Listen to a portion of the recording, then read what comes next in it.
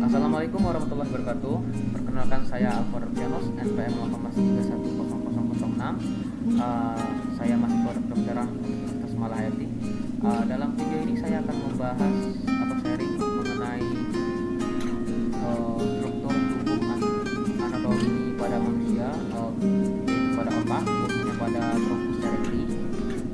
Baik, kita buka langsung pada sobotanya. Di sini saya memakai Sobota edisi 23 jilid 3 halaman 230. Baik, seperti yang kawan-kawan sekalian lihat, pada truncus cerebri terdapat 3 bagian. Ada yang pons, terus ada bagian pons sama bagian medula oblongata, menempati 3 bagian. Traktus sendiri menempati fossa crani posterior tengkorak, pada bagian belakang tengkorak. Fungsi dari traktus itu sendiri ada 3, sebagai tempat lewatnya traktus descendens sama dan ascendens. Terus ada yang kedua sebagai pusat refleks yang penting, sebagai pusat refleks penting sekitar respirasi, kardio, dan kesadaran. Lalu ada yang ketiga, mengandung nukleus saraf kranial. Baik, kita langsung lanjut ke gambar dari truncus cerebri. Tunggu sebentar. Baik, pada gambar ini ada gambar dari truncus cranii. Bisa dilihat dari gambar di sini ada tulisan yang ditebalkan yang dapat dihafal, seperti yang ventriculus tertius ini pada bagian tengah. Terus ada commissura posterior, terus ada glandula pinealis ini. Terus di sini juga ada colliculus superior pada bagian yang menonjol ini, yang juga ada colliculus inferior pada bagian bawah dan colliculus superior pada bagian atas. Demikian yang pada bagian-bagian yang kata-kata yang telah ditebalkan, seperti commissura posterior, glandula pinealis yang penting, sedangkan yang lainnya bisa dapat dibaca sendiri. Baik, berikutnya. Baik, berikutnya kita akan masuk ke materi jenis-jenis serabut saraf. Serabut saraf sendiri kita bagi menjadi 2, yaitu aferen dan eferen. Untuk eferen sendiri kita bagi menjadi 3. Ada somatic eferen umum, ada visceral aferen umum, terus ada yang visceral aferen khusus. Kalau somatic eferen umum sendiri persarapannya itu ke motorik, lalu ke skeletal. Lalu ada visceral aferen umum, itu sendiri masuk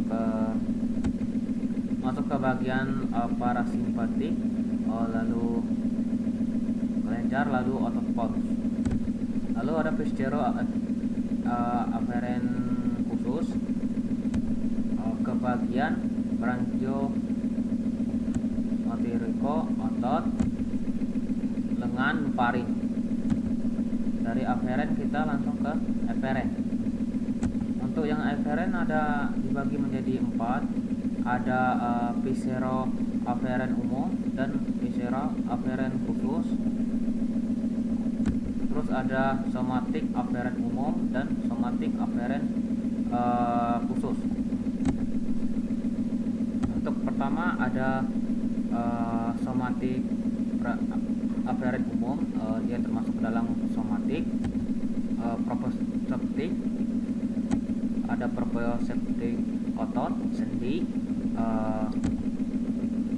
sensitivitas kulit, dan ada eksteroseptif. Lalu untuk berikutnya ada visceral aferen umum, ada interoceptif seperti sensitivitas mukosa, terus ada pembuluh darah,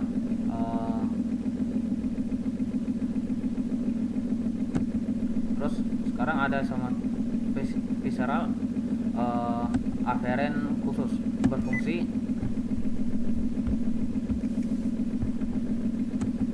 pada penglihatan, keseimbangan. Baik, kita lanjut ke nucleus truncus cerebri. Nah, kita lihat pada gambar isobota halaman 294.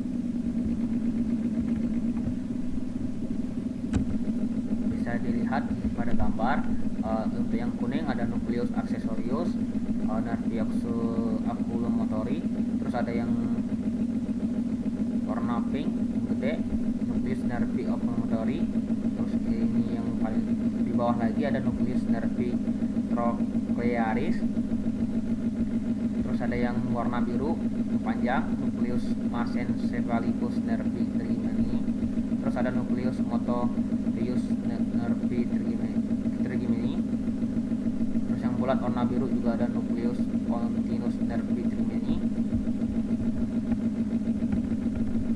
terus ada nucleus nervi abducentis, ada nucleus nervi facialis seperti pada wajah, terus ada nucleus salipotorius superior yang warna kuning, terus ada nucleus salipotorius inferior yang bagian bawahnya, terus ada nucleus ambigus yang panjang warna ungu, terus ada nucleus dorsalis nervi vagi warna pink yang panjang, terus ada nucleus nervi hipoglossi yang warna pink warna panjang, dan nucleus dorsalis nervi vagi yang warna kuning yang panjangnya. Terus ada lagi yang nucleus vestibularis yang memiliki bagian-bagiannya, terus ada nucleus spinalis nervi trigimini, terus ada yang warna hijau yaitu nucleus tractus solitari, terus ada nucleus nervi accessory yang kecil. Oh ya, yang tadi ada nucleus vestibularis. Nah, nucleus vestibularis ini untuk keseimbangan. Terus ada pada kotak-kotak ini juga dibagi, ada nucleus vestibularis superior yang bagian atas, terus ada nucleus vestibularis lateralis bagian samping, terus ada nucleus vestibularis pada area inferior berarti bawah, terus ada nucleus vestibularis medialis. Nah, kalau media berarti tengah, bagian tengah. Terus baik, kita lanjut ke nervus ya. Nervus itu seperti namanya, nervus pada biasa adalah saraf. Ini terbagi menjadi 12 nervus. Nah, kita lihat di sini ada nervus olfactorius.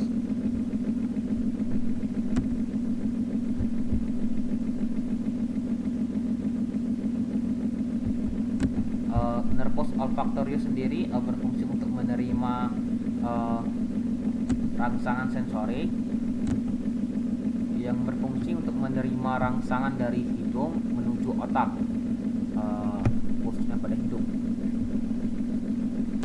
Lalu ada yang nervus kedua yaitu nervus optik, termasuk juga dalam nervus menerima rangsangan sensorik, yang berfungsi untuk menerima rangsangan dari mata dan menghantarkannya ke otak dalam proses melihat. Lalu ada yang ketiga, nervus ketiga yaitu nervus oculomotoricus yang termasuk dalam kategori nervus motorik. Kenapa masuk ke nervus motorik? Itu disebabkan karena fungsinya berfungsi dalam menggerakkan sebagian otot mata dalam melihat kiri dan kanan, bisa ke bawah ke atas. Lalu ada nervus keempat yaitu nervus trochlearis, masih termasuk dalam rangsangan motorik, yang berfungsi juga dalam menggerakkan beberapa otot mata. Lalu ada nervus kelima yaitu nervus trigeminus.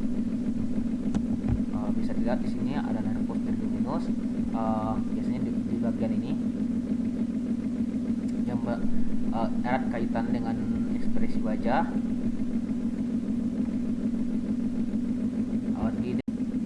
Pada nervus trigeminus sendiri adalah gabungan dari motorik dan sensorik. Kalau sensorik berfungsi menerima rangsangan dari wajah untuk dibawa ke otak dalam fungsi sentuhan. Dan fungsi dalam area motorik itu seperti menggerakkan rahang ke bawah ke atas. Lalu ada nervus keenam, nervus abducens, termasuk dalam nervus motorik karena memiliki fungsi dalam mengabduksi mata. Lalu ada yang ketujuh atau nervus ketujuh, ada nervus facialis yang juga erat kaitannya dengan nervus kelima yang erat kaitannya pada wajah, yang memiliki fungsi dalam motorik dan sensorik. Kalau fungsi sebagai sensorik itu menerima rangsangan dari bagian lidah ke otak. Dan kalau fungsi dalam motorik itu berfungsi dalam mengendalikan otot wajah, seperti memberi beberapa ekspresi seperti sedih, senang, bahagia, dan lain-lain. Lalu ada nervus yang ke-8, yaitu nervus vestibulocochlearis, termasuk dalam jenis nervus sensorik karena berfungsi untuk mengendalikan seimbangan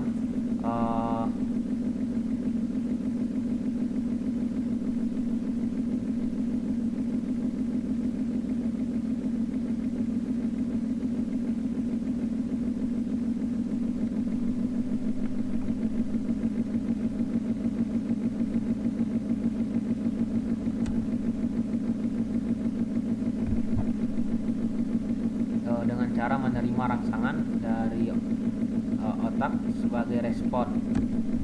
Lalu ada nervus ke-9, yaitu nervus glossopharyngeus. Ini bagiannya bisa dilihat.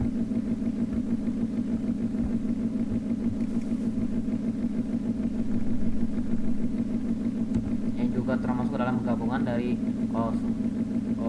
nervus sensorik dan nervus motorik, di mana fungsi sebagai sensorik itu bekerja dalam rangsangan pada lidah, yang bekerja sebagai sensasi rasa. Lalu ada sebagai fungsi motorik, yaitu mengendalikan organ-organ dalam. Lalu ada yang nervus ke-10, yaitu nervus vagus, termasuk dalam jenis nervus sensorik dan motorik, di mana fungsi dalam sensoriknya itu menerima rangsangan dari organ dalam. Terus ada fungsi motorik, yaitu fungsi motoriknya itu yang mengendalikan gerakan organ-organ dalam. Terus ada nervus yang ke-11, yaitu nervus accessorius, di mana dia berfungsi sebagai refleks motorik, berfungsi dalam mengendalikan pergerakan kepala. Lalu ada nervus ke-12, yaitu nervus hypoglossal, termasuk dalam jenis motorik yang berfungsi dalam mengendalikan gerakan lidah. Baik, kita akan lanjut ke klinisnya. Untuk klinisnya saya akan mengambil kelainan pada saraf vestibulocochlearis atau saraf ke-8, nervus ke-8. Kelainan pada nervus vestibulocochlearis dapat menyebabkan gangguan pada pendengaran dan keseimbangan atau vertigo. Nah, kelainan yang dapat menimbulkan gangguan pada nervus ke-8 antara lain gangguan pendengaran berupa tuli saraf, dapat disebabkan oleh tumor, misal neuroma akustik, degenerasi, misal presbiaksis, terus trauma, misalnya fraktur pars petrosa os temporalis, terus toksisitas, misal aspirin, terus ada streptomycin untuk alkohol, terus ada infeksi, misal sindrom rubella congenital dan sifilis congenital. Terus ada tuli konduktif dapat disebabkan oleh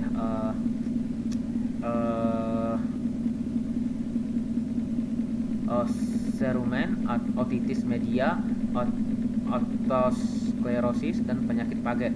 Terus ada gangguan keseimbangan dengan penyebab kelainan vestibuler pada labirin meliputi penyakit Meniere, labirinitis akut, terus ada mabuk kendaraan, terus intoksisi streptomisin. Pada vestibular meliputi semua penyebab tuli, saraf ditambah neuritis vestibularis. Terus ada pada batang otak meliputi lesi vaskuler, terus ada tumor cerebellum atau tumor ventrikel keempat, demeniasi sasi. Pada lobus temporalis meliputi epilepsi dan iskemia.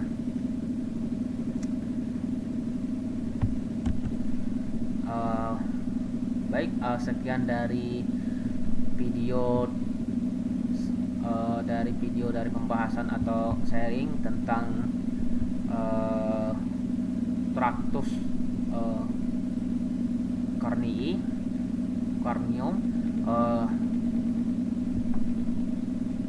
Saya harap pembahasan ini dapat berguna bagi penonton, dan saya meminta maaf bila ada salah kata atau penjelasan.